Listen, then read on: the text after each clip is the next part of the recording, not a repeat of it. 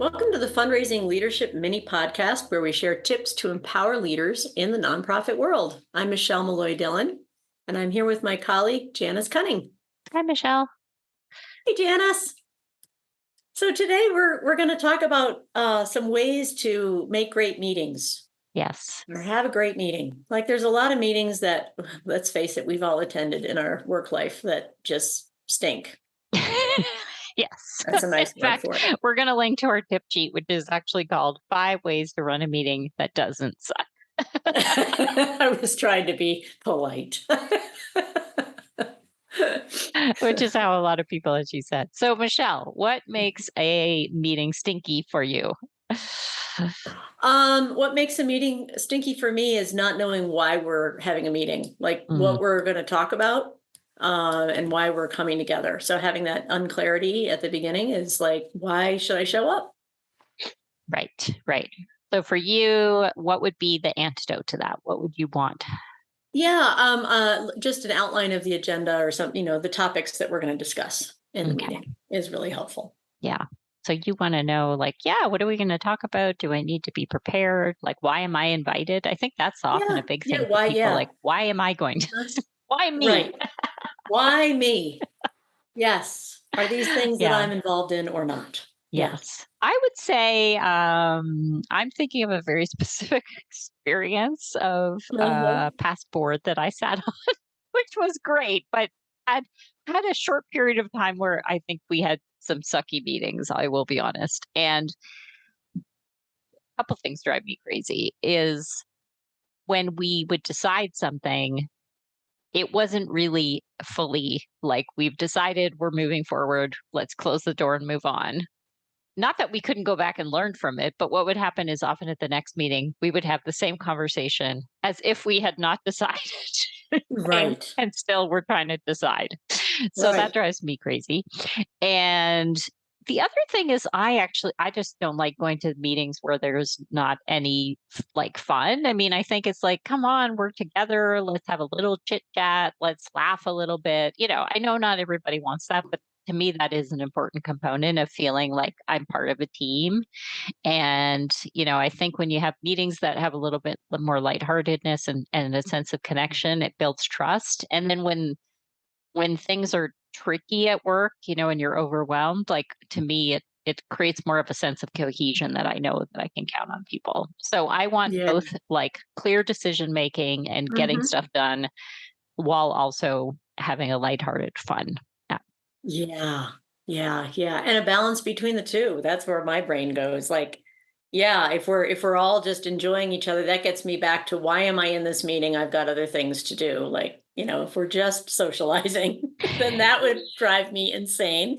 And if we jump so quickly into the agenda without, I mean, literally like a 2 to 3 minute, like, hey, how you doing? How was your weekend? Whatever. That also feels very impersonal. Yes. Yeah. Yeah. Well, I'm reminded, Michelle, of our mini podcast that we did on a new model for healthy conflict, where one of the things we talked about was we were having these meetings, you and me, about our LinkedIn engagement.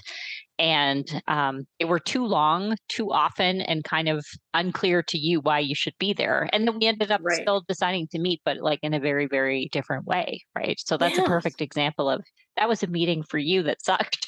Yeah, that was a meeting for me that sucked. And every time we had that, I had that on my calendar. I thought, oh God. I mean, I love talking to you, Janice, but it was like, really? Do we have to talk about that? And hopefully now we've had a few months where we've been doing it in the new way. And I think Yeah, and it's working. Yeah. So we're doing it in less time and not as frequently. Yeah, yeah. just a little So the tip check-in. sheet that we'll link to has 5 ideas. But I think I would say the most important thing is really for your team to discuss these. Like this is meant to be a jumping off point, right? You might not Yeah. do it in exactly the way that we lay out in the tip sheet. The important thing is it gives you things to think about that you can decide together, like what is it that your team uniquely needs. Yeah. And one of the ways that we talk in the tip sheet to really fix the problem you're talking about, Janice, where you were uncertain as to who's doing what and if anything's even accomplished between board meetings, right? Is one good tip is to have a scribe, somebody in the meeting who's going to take some notes about what is being done and who's sort of taking responsibility for various items on there that need to get done.